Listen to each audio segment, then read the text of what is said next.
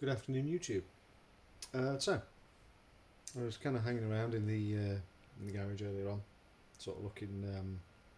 I was actually looking for something else while I was in here. I stood looking at. I might as well show here. Stood looking at the old KITT car here, and I thought, I know what I'll do. I'll get in and light up the dash, just because I can, really. As a child of the 80s, you have to just sit and appreciate flashing lights every now and then, mostly. So I thought, well, while I'm doing it, might as well make a quick little video on it and just kind of run through sort of what the functions of the dash are. Now, what I will actually have soon, hopefully, all being well, is the guy actually, the previous owner of this vehicle to me, this fellow who designs and builds the dashes. He will actually be giving me a different module for the vehicle, which will allow me to talk via Bluetooth. Well, not me to talk to the car, but for my phone to talk via Bluetooth to the actual dash for different settings and such like. And kind of hoping that I can program in different phrases and that kind of stuff into the actual voice module as well. Don't know. I haven't quite really figured out how it's going to work yet, and kind of waiting on a little bit more information from the fella to kind of tell me what's what, and when I get a chance I'll actually get together and meet up with him, and all being well I'll actually have a better update on it once he knows himself, because I believe the app and such like for the car, for the dash, is actually still in development. Yeah, so that'd be pretty cool. Being able to Bluetooth stuff from your phone to the dash, that should be pretty good. It's also going to be, I think, quite unique as well. I don't think, as far as I'm aware anyway, and again, if you subscribed or like commenting on the channel, on the videos and stuff, feel free to let me know if anyone else has seen any of the Bluetooth type communication modules for these dashboards in these cars. Yeah, so let's have a look inside. So, trying to get the old. I'm too old for this. Oh, I'm sure when I was 10 years old, getting in a car with these things would have seemed a great idea. These switch pods on the side here. That was a great idea when I was 10 years old. 40 odd, not so much. But here we are. Okay, so the old light on a little bit here. No, that's worse. Turn the light off. Much better. Much less worse.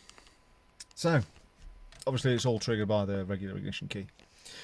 So you power on the dash just as normal. You just go to start up. And it goes through all kind of beeps and things. You can see the countdown sequencer up there. In fact, I'm going to do that again with a key up the top. So, going for on, goes up into like a little test mode thing here, and I will actually be hopefully programming in the proper TV correct tones into the countdown lights as well, so it goes sort of doot doot doot doot doot like it did on the original TV show. It still never gets old that KITT's voice box responds to me. Ha! Okay, so what we've got over here is module 1. First module on the dash, because they're all numbered kind of left over to the right over here. So module 1, this is where the compass is. Now there's various little buttons down here. Now on this particular dash, this car doesn't actually have, there we go, that's better. This doesn't have things such as turbo boost and whatnot. It actually has functioning switches for the dashboard. As you can see that down here, I've got the horn, and it's pretty self-explanatory what that does. So you've got dash module 1, DM1, which is the compass up there. So if I just press and hold this button here, what that actually does is, as you'll see, if I actually push the right button it'll work, because for that one the button is actually over here on the other side. One of these two, I can't remember, there's too many buttons. I believe if I push and hold that one, what it does is it puts that into like a little kind of show mode thing. Maybe it doesn't, who knows. Come on. There we go. So what that does is that'll just kind of cycle sort of north, east, south, west right the way through, and it'll just kind of keep doing that until I come over here and actually push the button for that particular module and put it back into regular mode. So again, I can do the same thing with module 2. So I come back over here to the push buttons 1 and 2 mode for dash module 2. Press and hold that, and what that does, as you can see, it says SHO for show mode. And what you get is it'll just keep on kind of running through this cycle. As you can see, you get little things like turbo boost ready, temperature gauge, because obviously on the TV show these read different things. On this dash is actually a fully functioning dash to the car, so you get the actual fuel readout, and this display here would normally display the gallons, how many gallons of fuel, and temperature obviously is here and such like, so you get the speed as well. Next thing you can do is you go to dash module 3, which is the voice box, and I get my little buttons down here. Push button 1, push that, and that will actually put that into car mode, which is it doesn't go yellow. I haven't figured out what the deal is with that yet. I'm going to need I'll have a chat with the guy actually who's actually more in tune with these dashes than me. I believe it might be a case of changing the LEDs, I'm not sure, but I'm not too concerned about that. But if I push button 2 on here, that actually puts that into a show mode too, and it will just, as you can see, just continuously cycle like that and go into that, and then periodically it'll go into the countdown markers again. So what I am going to do is I'm going to come over here to rev counter, or in this particular case dash module 4. So I'll come down in here to my dash module button on the little switch pods down here on the right hand side of the steering wheel, and I'm going to go for a press and hold on there, SHO for show mode, and it'll just continuously go up and down. And you can see on here you've got the actual engine oil, that's, you know, temperature and things, inlet manifold pressure, you've got battery voltage. These vacuum gauges actually work as well, they're actually live to the engine on this particular car as well, which is good. Voltage too, and as you can see that's just going to keep on cycling up and down on the rev range,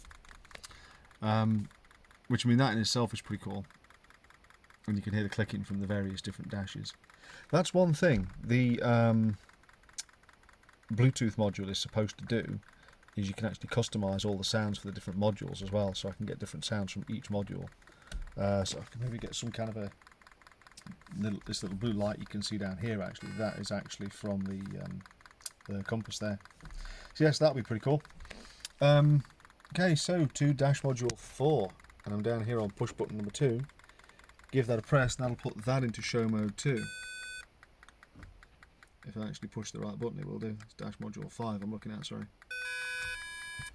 What that does is that will just continuously cycle from power, normal, auto and pursuit mode. And this number here is just going to keep on kind of counting up and down. So that one, kind of not really as exciting as previously as the other ones, but hey ho. Okay, I've got to figure out how to put all this back to normal now. So dash module 1, compass, push button 2, push and hold. That sets that back to where the car is currently facing, slightly southeast. So the rev counter, which is dash module 2, I come here to, no, where is it? Dash module 2, push button 1 on the right hand side of the steering column. Push and hold this, that'll set, as you can see, NOR back to norm. Voice box is still in show mode, which is dash module 3. Go here on the right hand side. Push button 1, push and hold. No, that goes back to car. Push button 2, sorry. There you go, little kind of N on there.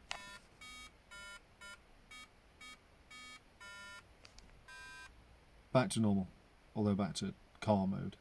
So if I go with push button 1, and push and hold, I believe, there we go, back to friendly old KITT mode there. Yeah, so that's pretty unique to say the least. The amount of functions and features on this dash are pretty kind of outstanding, really. If I go back down here to push button number 5 for the 5th module of the dash, that sets that back to normal. and you get the various little bings and bongs. That's mainly because of the low voltage on the battery, because I've been messing around with it a lot of the day, and the lights and things, so it's kind of drained the battery, and one sets the other off, as you can tell. If you like peace and quiet, keep a fully charged battery, people. 10.3 volts, gets very upset. Got to keep it above 11. But just quickly, got a couple of buttons down here, so you can cycle from normal to pursuit mode and such like, or auto on there as well. So far it doesn't really change anything with the vehicle itself, but who knows, in good time it could. That's better. But yeah, so, and as you can see, there is the whole range of buttons down here.